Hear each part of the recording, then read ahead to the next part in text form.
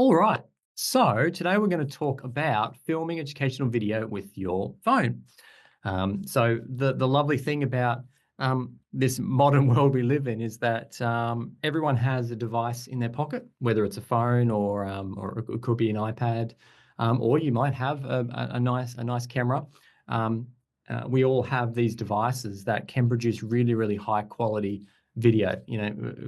Gone are the days where you pull out your phone and you press record and it looks like you're filming underwater. The quality of video nowadays is quite good. And we actually sometimes question ourselves when we're using our big expensive, thousands and thousands of dollars worth of equipment. When we're adjusting focusing and lighting, and yet someone can just whip out their phone, press record, and it looks great. We wonder, well, should we be using these cheaper devices or not? So we're going to have a bit of a talk through how you can utilize your phone to do that, but also talking through things like how to create scripts and storyboards and how to shoot it and all those kind of tips and tricks. But first of all, I just want to acknowledge traditional owners and the custodianship of the lands on which we meet today. And we pay our respects to their ancestors and their descendants who continue cultural and spiritual connections to country. And we, of course, recognise their valuable contributions to Australian and global society. So I'm going to talk through the process of producing a video with your phone, or if you have a high quality video camera, then of course these skills will translate. So focusing on the pre-production and the production. So pre-production is when we're talking about planning and storyboarding. So getting ready, what are you wanting to film, and then working out some kind of script or storyboard. And if some of that terminology isn't familiar, I'll clear that up a little bit later. The difference between storyboards, scripts, slide decks, there's a few different terminology that we throw around that I'll clear up. And production.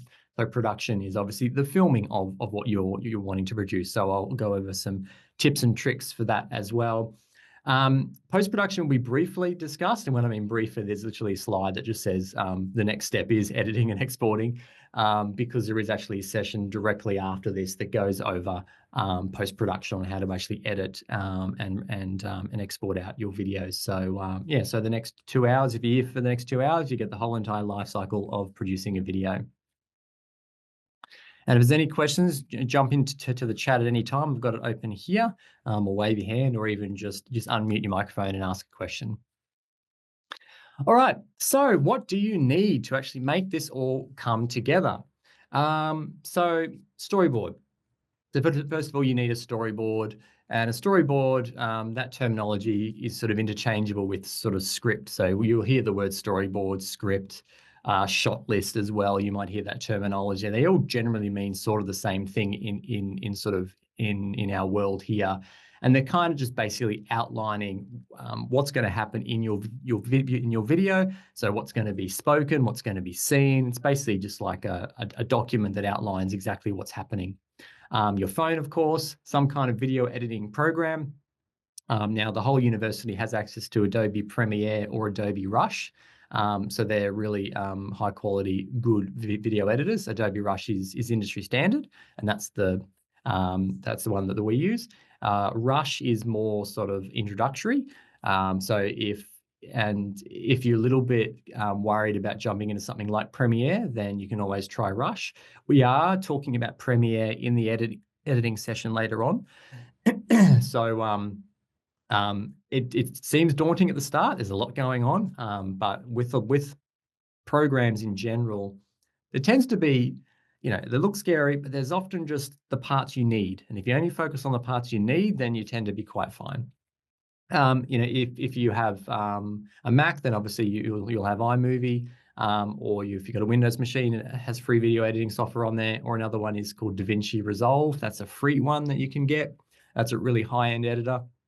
So there's definitely no cost involved in sort of getting you started. And creativity and persistence. So it's going to seem a bit daunting. It's going to seem a bit of a challenge. A lot of people come into the process of creating a video and they sort of underestimate how much time it can take, how much planning it takes, having to decide, first of all, what you're wanting to do, what kind of format you're wanting it to be in. Is it an interview? Is it a location filming? Are you filming an experiment? Is it just a lecture delivery? So you got to think about that. You got to book people, you got to book spaces, et cetera, et cetera. So yeah, certainly some creativity and persistence goes a long way. So a little bit about the screen production process. So I've touched on this already, but when we're talking about, say, the first step, which is pre-production, this is sort of the planning, the script writing, things like choosing a format and writing your storyboard. So deciding what the video is going to look like, what type of video it is, and writing a storyboard. To production, that's where you actually film the video. You go out and you film what you're wanting to film, or you might be recording some audio for voiceover. It's basically anything that you're doing with a camera or a piece of equipment to actually produce your production. And then post-production is when you bring in your files into the computer, whatever device you might be on. You can even edit videos on iPads and iPhones now, and Android devices as well. So they're quite capable of doing video editing. And arranging your clips and uploading to your particular learning platform. And in the second session today, we'll talk about post-production. And also one big thing that people get wrong with exporting video is they export it out in the wrong quality or in the wrong format, the wrong size. So I'll talk about that as well, because there's nothing worse than creating something great and then you export it out and it's, it's the size of a postage stamp on the screen, the quality is bad, audio is bad, etc.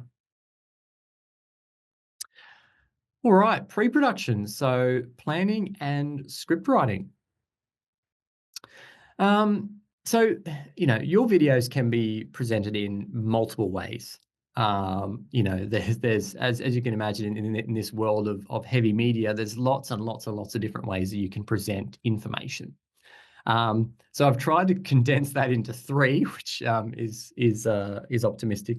But really, these 3 are kind of the main, I think, formats that you would tend to use, particularly in a university context. So the first one is presented to camera, interspersed with video footage or images, or what we call B-roll. So whenever you hear the word B-roll, B-roll is other footage that accompanies your main footage. So, if you have a person talking to camera and they're talking about a subject, that's the main roll. And then B-roll is, footage of what they're talking about. So if they're talking about climate change, then they might cut to 2 shots of coal, of rising sea levels, et cetera, et cetera. So B-roll is other footage that supports what you're saying. So that could be an option. Video footage or images with voiceover.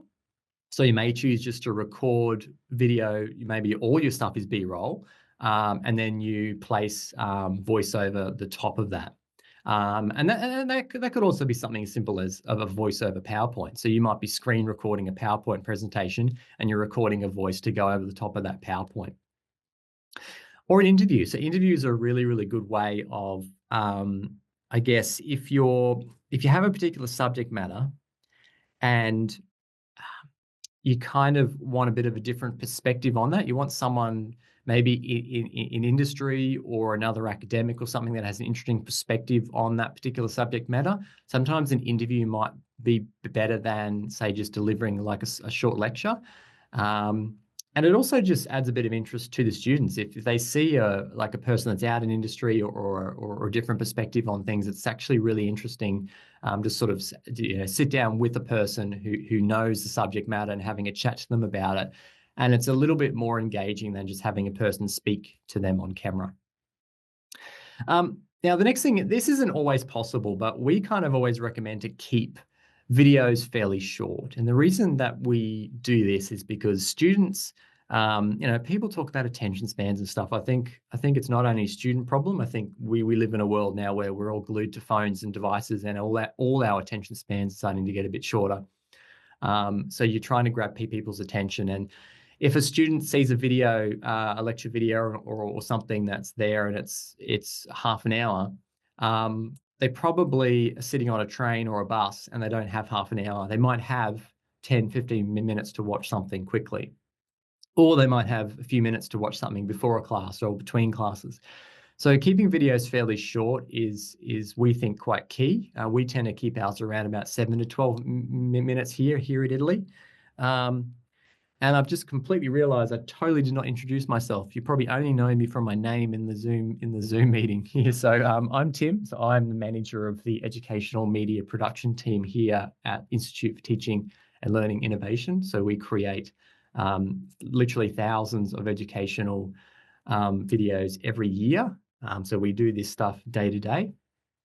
So when I'm sort of talking about, we like to have videos that are 7, 12 minutes, we tend to produce these kind of videos. I'm going so from that perspective that we create a lot of that stuff day to day.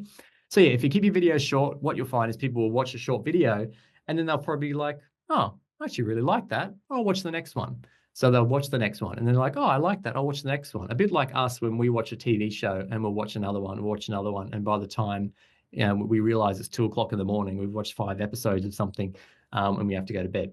So it's a similar thing with students. So yeah, trying to keep them short. That can't always happen. Sometimes interviews, sometimes podcasts, sometimes things need to go a bit longer. But if they do go a bit longer, then maybe just choose to chop them up at a certain point and segment them into different sort of separate videos. So I've got some examples of the different types of presentations that are most common. So the first one is presenting to Karen loves binging educational videos. That's great. Karen, that's amazing. That's good. So presenting to camera example. So this is an example where someone's presenting to camera and we've cut in some B-roll footage of them talking about a certain piece of equipment.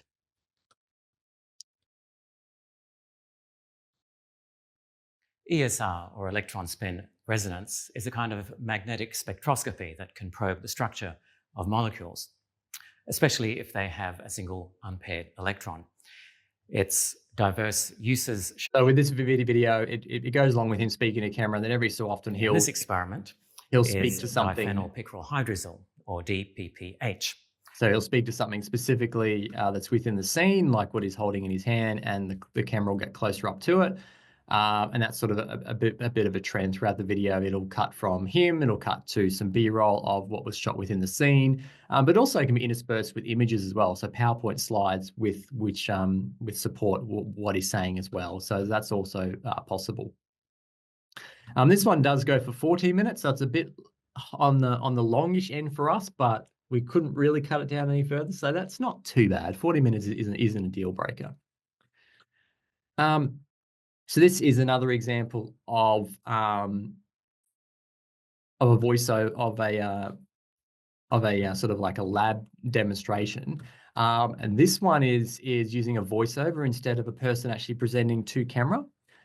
So basically, we filmed the person. Whoops, just gone back a slide. Whoop, it's doing its own thing. So this person basically demonstrated the process, and then they came in and they recorded a voiceover after the fact and added that to the footage. So this is just a different way to approach a video. Turn on the power on the right side of the autoclave. Check the pressure gauge is displayed as 0 megapascals. To open the lid, press down the foot pedal and slightly push down on the chamber lid and it will slowly release. Check there is water in the exhaust bottle. So it goes through, and that video basically is just him demonstrating a piece of equipment with a voiceover. So that's another way to do it. So interviews. So there's a couple of different types of interviews that you can do. The first is what we call a one-person or a single-sided or a one-camera interview. You might call them sort of different things, but essentially this is where you just have a single camera and one person, and you don't actually have a person asking a question on screen. What tends to happen with these kind of videos is that you'll actually have either the question being displayed on the screen itself, just text coming up, and then the person answers it, or they just jump straight into a response. So the whole video might be just one response. So you just have a title at the start, and then they just jump straight into their response. Now I spoke incorrectly then. I said this is a single camera. Actually, sorry, this is a single one-person interview, but We do actually have multiple cameras on this, and the reason we put multiple cameras on this is just to add a bit of interest, so you have a different angle. But the main point of difference between this and other interviews is that it's just getting the responses of the person. You don't always have to have a second camera off to the side to get a different angle. We just find it adds a little bit of interest. There's really good strides being made over in Europe and in China. But Oh, sorry, Morris, I'm the I missed the question coming up. So the question comes up at the start, and then it goes into the So response. I'm Janie Morris. I'm the co-founder and chief operating officer of Choreo. So Choreo, we're a boutique circular economy consultant. So this is a really good way to do interviews if, say, the person who is asking the questions doesn't want to be on camera. So you'll see that the person in the shot is actually still looking off camera, and they are actually looking at a person who does actually ask questions, which is still important for the interview. But we just don't keep the questions being asked. We instead add Ambitious. add a piece of text instead, and it's really good for people who don't want to be on camera, or you just have one camera and you don't have the option of having a conversation between two people. And then, this just goes along the same. And then every so often there's another question that pops up. Every so often we might put in a separate angle as well. So having a second camera not only adds interest, but it can also help if someone makes a mistake. So if someone's quite a ways through a response and they make a mistake, what you can do is you can fix that mistake by just cutting to another angle of the camera. Otherwise, you'll have what's called a jump cut. So YouTube uses jump cuts all the time. It's essentially where you just cut a piece out of a clip and you join them together, and you have a bit of a jump in the footage. The way you can use this other angle is you can actually bridge that gap by, if you have a shot that's from this angle and they make a mistake, then what you can do is literally just make them pick up from where they left off, and you just use the other angle, and you don't even know there was any mistake ever made. Another way to actually achieve this is to actually film in 4K, and a lot of cameras can film in 4K and do what we call punching in. So that's another way to fix mistakes. So instead of changing an angle, what you can do is film at 4K, which is a really high resolution video, as you've probably heard that sort of terminology. And then when a mistake's made, you just crop into that footage. So it almost looks like you've got two cameras, but you're just using the one. So I've got a question here. If you want to save time, is it okay to edit out where she introduces herself, in considering there is already a reference to? Yeah, exactly right. We actually do that all the time, especially if we're pressed for time. And I actually had an example of this, something I filmed this morning. We've got a person that's only got 30 seconds, and you don't want to waste 5 to 10 seconds of them introducing themselves when they have a name banner coming across the front. So you don't have to have people introduce themselves if they don't want. It's only if they have a real complex kind of background. So a person might do a lot of things and all that information won't fit in the name banner that pops up on screen. A two-person interview, so I make a nice little cameo in this video here. So this is what you'd expect. This is a conversation between two people. You have two cameras, and you're essentially just having a conversation and you're cutting between those two cameras. Thank you, Joseph, for working with us on your clinical audiology course. We had a lot of fun. It was great fun to shoot and to edit. So I'm really interested in wanting to understand from you the experience of working with the media team and the learning designer. So my first question is about the DLU process, and just wanted to get your sort of take on your experience of being part of the team, working with the learning designer and working with the media team. Well, at the beginning, I didn't know. So yeah, and it just jumps between, so question asked by myself, question answered, and then every so often it'll actually cut back to what we call a noddy, and a noddy is where basically a person just nods or smiles, or you just have a shot of the other person doing a bit of a nod. It's like, yes, I'm still listening. So you include the other person in the interview, even though they're not speaking. So we called that a noddy. And the reason they're called noddies is because sometimes what people used to actually do is when the interviews were finished, they would actually oftentimes just get the person who asked the questions to just nod, literally just nod, and then just record the nods, and they cut and paste those nods into the video. Now, the other option is if you don't have two cameras, what you can do is you can kind of fudge this, whereby you might just record the responses from the person and then come back and record the questions being asked afterwards. And we have done that before when we didn't have very many cameras. So that can be done as well. All right. So developing your storyboard. So yeah, a storyboard, as I mentioned earlier, we kind of use that name interchangeably. You might hear us call it a script. You might hear us call it a shot list. But really kind of, we call them storyboards because a storyboard kind of, I guess, is an overarching term, which kind of means everything. It's a combination of a script and a shot list. So a script is, what people are saying in the video, and a shot list outlines what is being seen on screen. So it's a bit of an idea of actually what's happening. I have a template here to show you in a sec, and I also have a storyboard template I can send you as well, so you can use that. So yeah, you're likely to wanting to script and storyboard most things that you do except interviews. Interviews don't have a storyboard or a script. We don't like interviews to be scripted because they look very wooden and fake if you have someone reading or memorize stuff. What we do suggest is for interviews is send the person the questions so they can think about what kind of responses they give. So they're a bit prepared. And also what that allows you to do is, and we've had this happen before, where we actually filmed an entire interview and the person didn't know the questions being asked at all.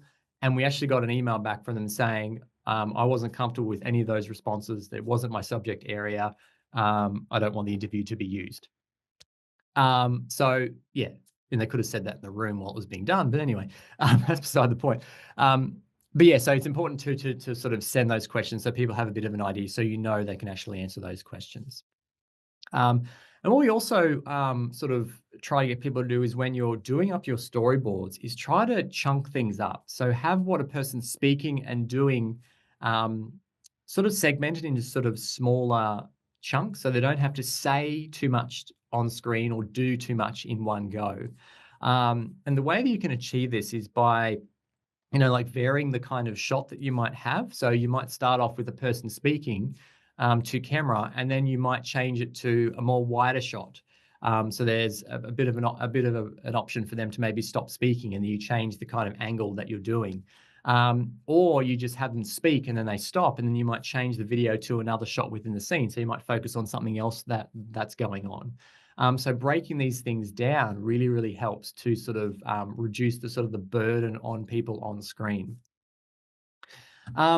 So to give you a bit of an idea of what I mean, and I don't know what, I've just got to escape out of that. So I've got a bit of a storyboard here. So this is a storyboard that we actually used for a shoot. So this is essentially, you'll see there's 3 columns with the storyboard. There's one that basically says a shot number, and it's really good to sort of number your shots because it means, when you're on set, you can say, all right, we're doing shot 2 now. And people know, all right, they go to shot 2 and they know what they have to say in shot 2. And that's the second column. And the third column is sort of what's happening on screen. So in this particular case, it's, it's a midwife student and Molly sitting at a desk. See in shot 5, we have a shot of a close-up of some hands, student taking the blood pressure, blah, blah, blah. So this kind of column is really good for describing what's actually happening on screen.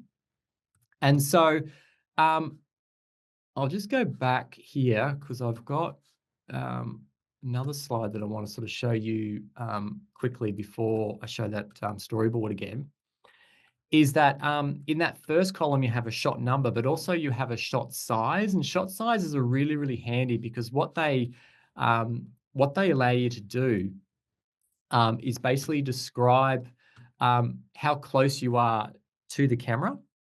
And so what you can do in that first column of your storyboard is say, all right, so this is shot 1, but shot 1's going to be a long shot.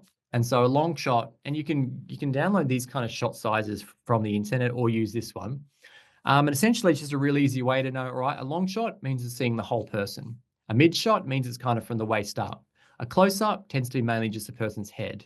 Extreme close-ups tend to be sort of quite closer elements. We don't tend to use sort of big close-ups and extreme close-ups for people. We tend to use those mainly for things. So if someone's doing an experiment, you might say, oh, it's an extreme close-up of a blood slide, and you get close to a blood slide, or a particular part of an experiment.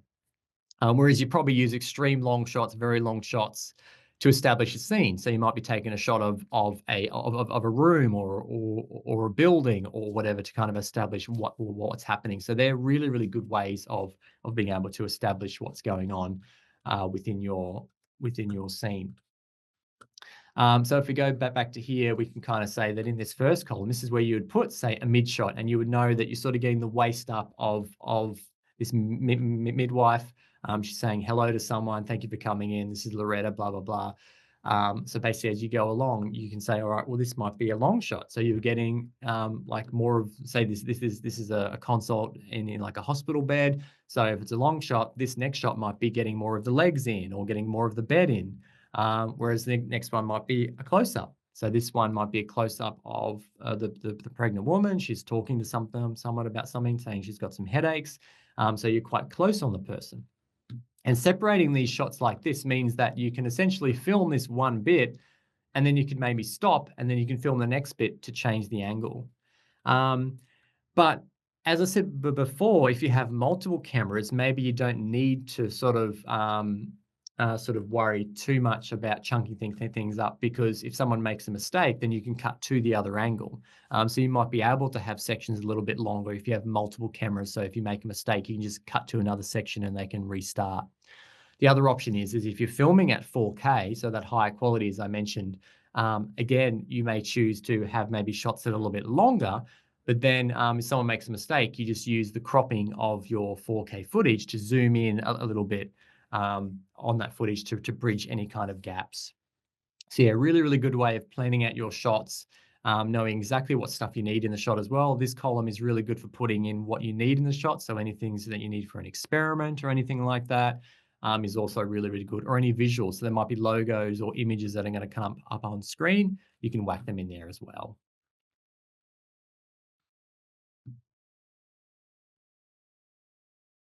All right.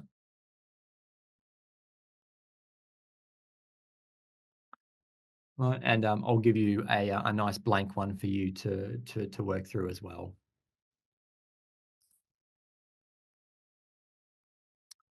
Now, if you ever need any help in writing something for educational media, there is a course on Workday that you can take. Now, it is skewed a lot towards creating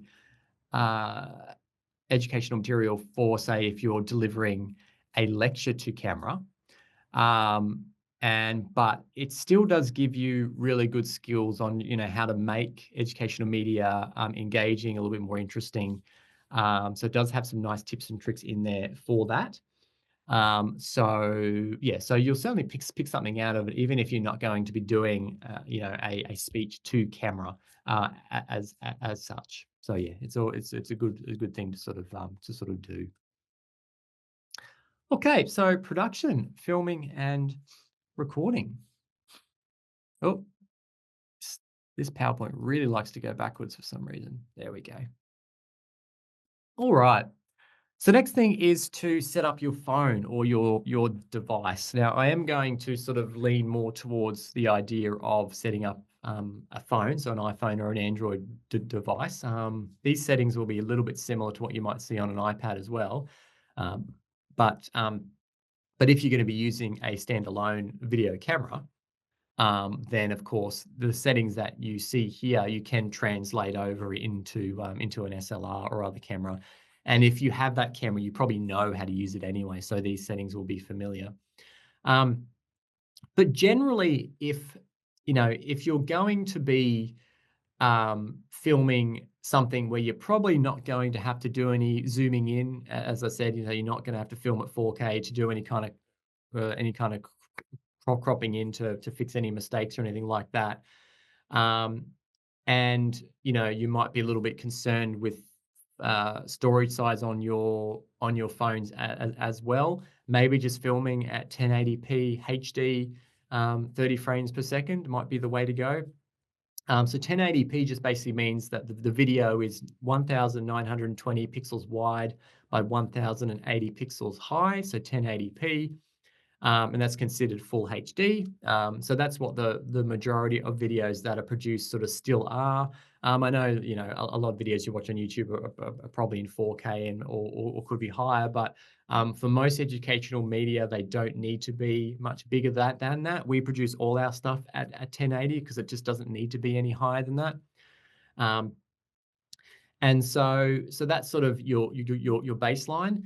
But if you have the space, if you have the capacity on your phone, yeah, so 4K can be a little bit crazy in terms of editing. So you do sort of need a machine that can handle that.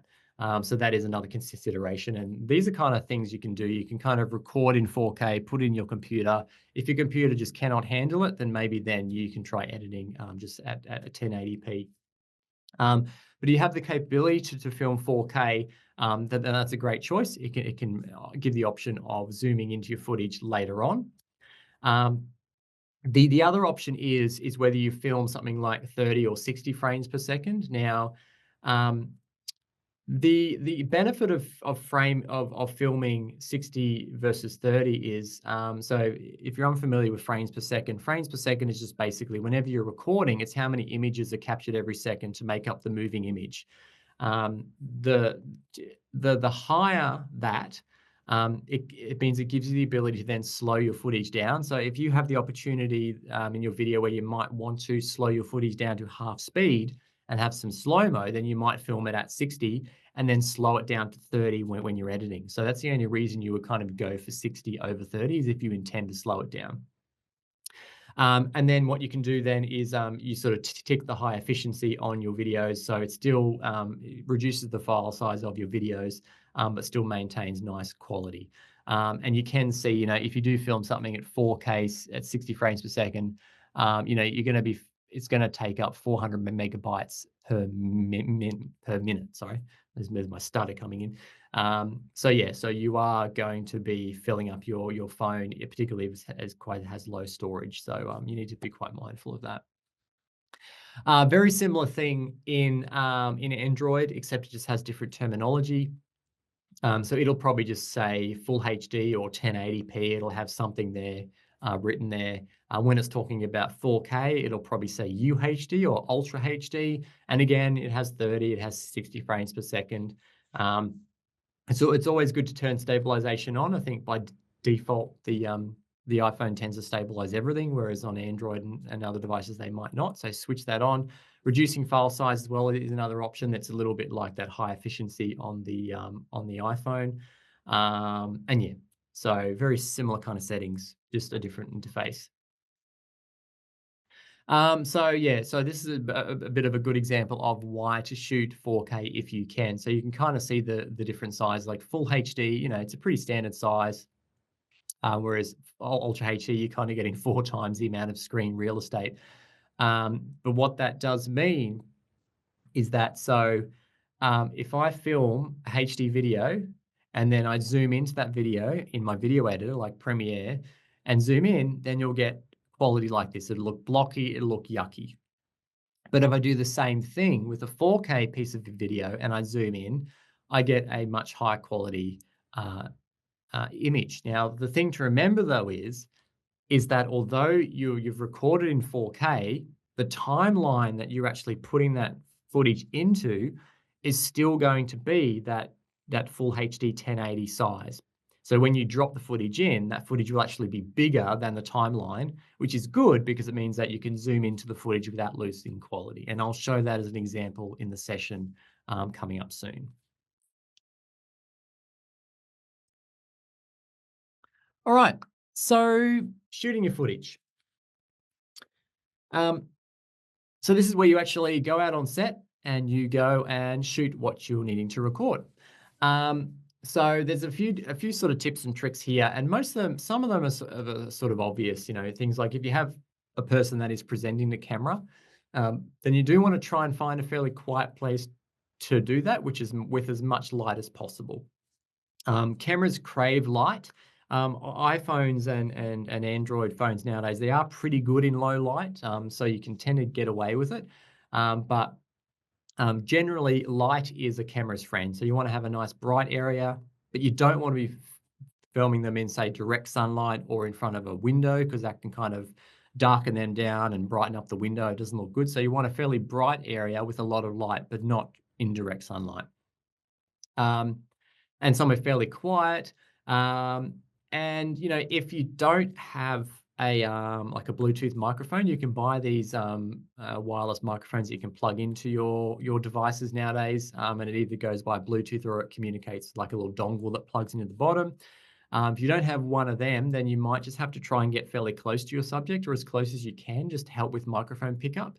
Microphones on cameras now do have really good sort of sound isolation, so they can tend to just isolate the voice of the person. But still, you need to sort of get quite close. But just doing a test to see how close you need to get nice audio is always the best. Always hold your phone's landscape. Never record anything portrait, unless you know that it's very specifically for social media. Then maybe you get away with it. But generally, always landscape. And sometimes it's nice to maybe start off.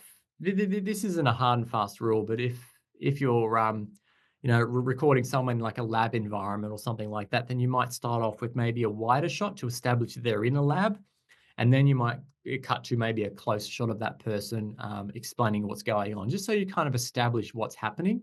That's not always possible. You wouldn't do that in interviews, or you wouldn't do that in maybe like a lecture delivery.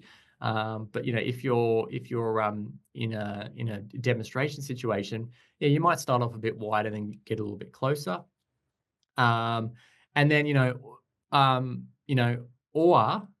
you want to get closer to a person, instead of establishing a wide and then getting closer, you might just be a bit wide and then crop in with the 4K footage to sort of pretend like you've actually stopped and moved the camera a bit closer. And also, if you're getting some sort of cutaway or B-roll shots that you're going to include in your video, it's probably good to try and avoid maybe talking as that's happening.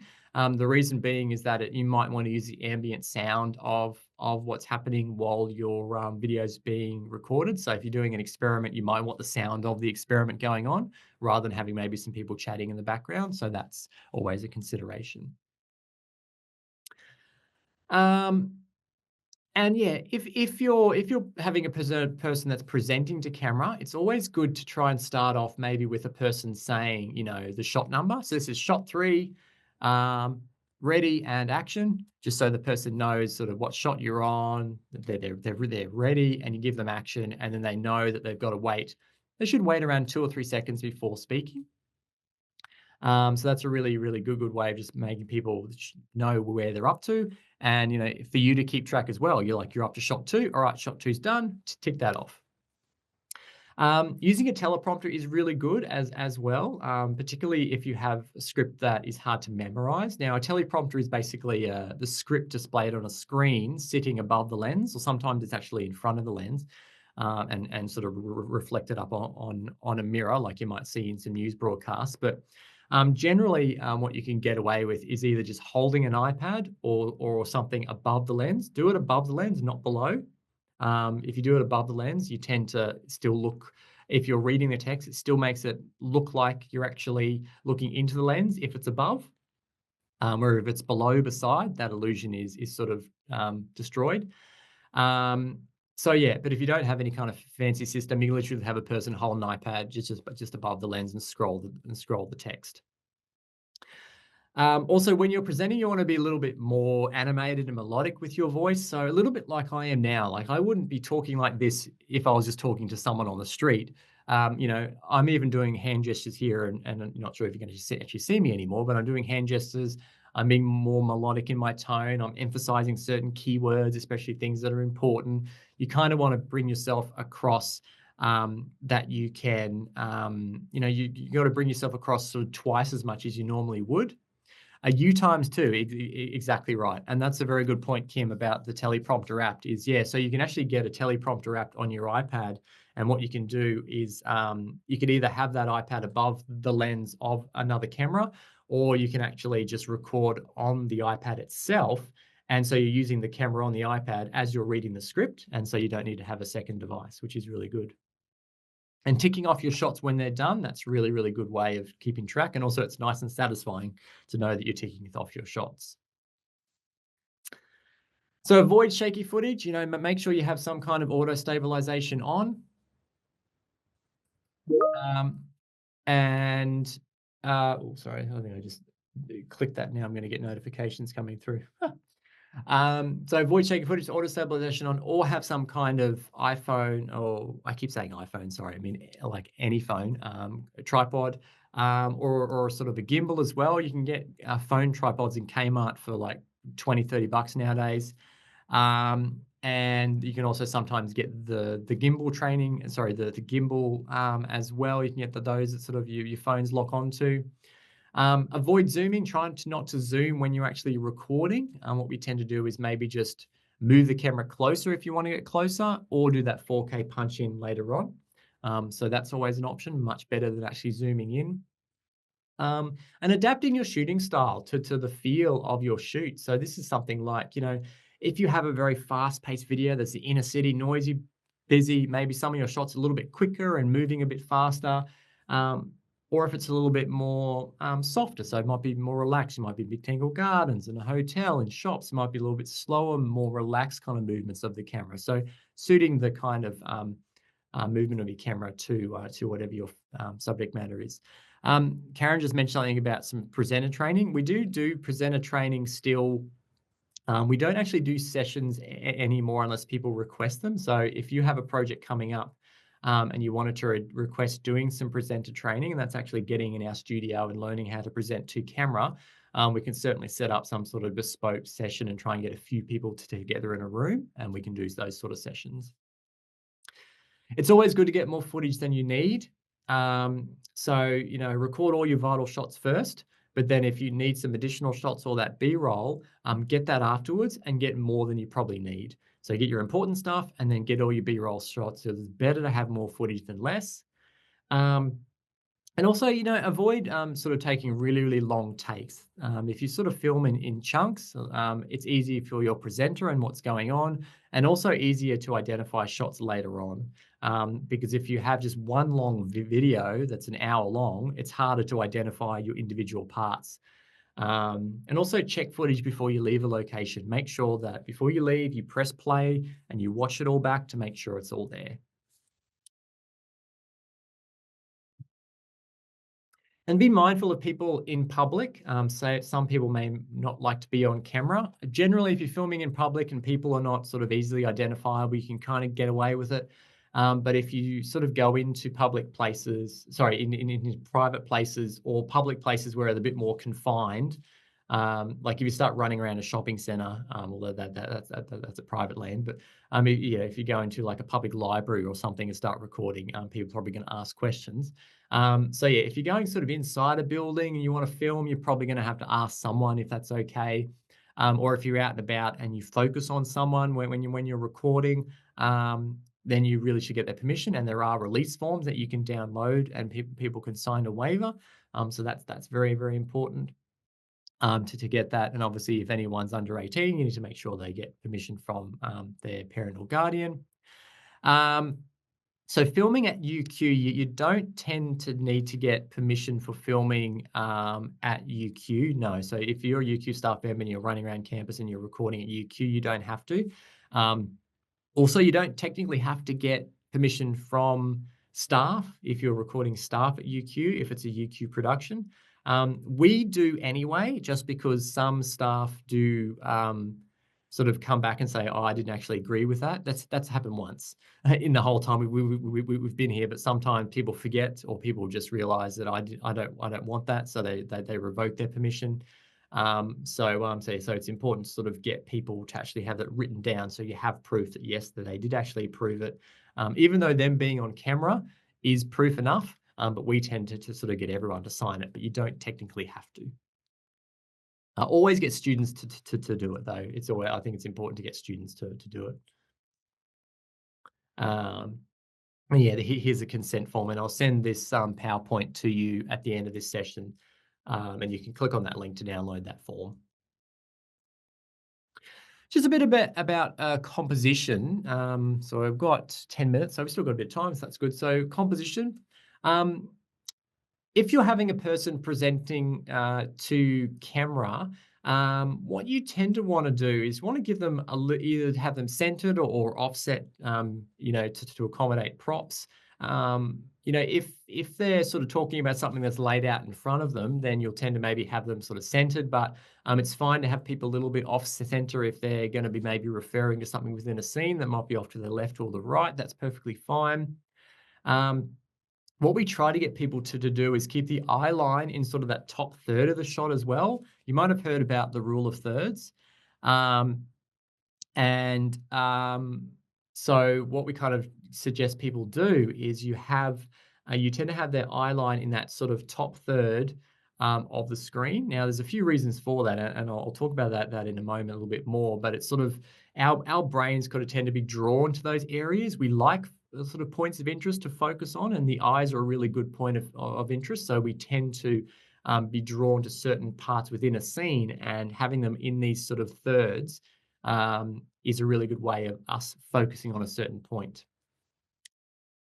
And here's an example here. So sort of having the person's face or their eye sort of located in that third, particularly when you're doing an interview, it's good to have sort of the focal point in the intersection of those sort of thirds of the screen. And this has come from people analyzing thousands of pieces of artwork and thousands of pieces of photography and seeing what is more aesthetically pleasing. And it's far more pleasing to have the person here than have them here, of course, or here or here. It's just natural that having them here with a lot of looking room, we call this looking room, a lot of space, headroom. You don't want them to have their head right at the top of the screen. That's not good. The only time is if you have quite a heavy close-up, that you might have them a little bit closer to the top of the frame. The closer you are tends to be the closer you get. So if it's an extreme close-up and you're chopping the head off, or a really close-up, you might have them close to the top. But other than that, if it's a bit of a wider shot, maybe showing their waist or up, you tend to give them a little bit of headroom as well. And when you're doing interviews, always have eye contact with the person that you're speaking to, never looking into the lens of the camera.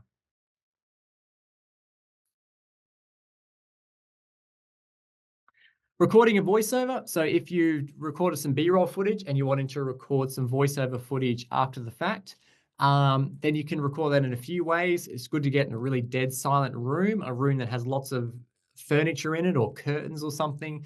The reason we do that is because it makes the room quite dead. And what do you mean by dead? In terms of there's not much reverberation and echoing in the room.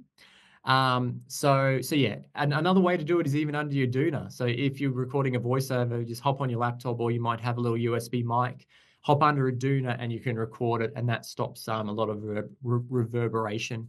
Or you could just use your phone. So you could record the audio on your phone, either on a voice app, or even just record video and just don't use the video when you're editing. Just use the audio from it. And yeah, so that's sort of a really good way of getting nice high quality audio for your voiceovers. You can also record voiceovers directly in a lot of software as well. So that's good. And high quality USB microphones, you can get them for $100, $150 now for most places. And yeah, they're really quite good, and they're quite compatible for, basically any kind of scenario. You can use it for the Zoom calls as well to improve the quality of them. So if you're needing to source any images or videos for your particular project, then you can always go to these stock photography sites. We have, as a university, a license to Adobe Stock, so you have access to that. They're all free to use, or you have other free ones that you can use. You can download audio, you can download images and video, and you can freely use those within your particular production. A quick note about AI imagery. If you're wanting to use AI imagery in your productions, you've got to be a little bit careful. We tend to advise people not to use AI generated image of people unless there is literally no other image on earth that you can use. If it's a very specific image of a person in a situation, and you cannot get that image somewhere else, and not having that image will hurt the teaching of your course, then it's okay. It's okay to generate that. But you do have to be sure that that image it looks as realistic as it can. The person doesn't have 10 fingers, 10 toes. Oh, 10 fingers, 10 toes. Wow. 11 fingers, 11 toes. So it needs to be as accurate as possible. Also, don't use AI to alter the hero image of a person. And what that means is that you basically can't have a picture of a person and then adjust their hairdo or anything like that, or anything like that. That's kind of things you can't do. Generated imagery is okay for scientific and abstract purposes. So if you need a picture of a die, that's not a person. It's a bit abstracty. You don't have to worry about getting a real image of that. It's okay. Other things you need to consider is AI images don't have copyright protection, and they do need to be referenced appropriately. So whenever you generate an image in AI, you need to have the image prompt you use underneath that image or close by. If it's an Adobe stock that was generated by AI, like this cat, then you need to have a little thing next to it saying Adobe stock generated with AI. It's just making sure that the university upholds its authenticity and make sure we're not sort of portraying things that we shouldn't.